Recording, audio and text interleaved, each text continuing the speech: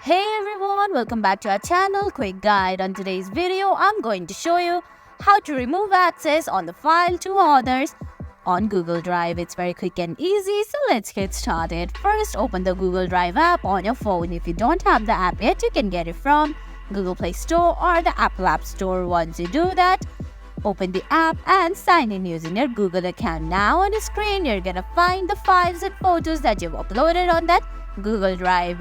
Well, to know the files that you've shared, all you have to do is look at the bottom right corner of the files. There you can see there are two files on my screen. On the file that I've shared, there's two user icons on the bottom right, while on the file that I haven't shared or given access to anyone, there's nothing. So all you have to do is find that three-dot menu right above the file that I have given access to others to. Tap on it. There you can see Manage Access option right below Share. Tap on it. Then you're gonna find who you have shared or given access the file to.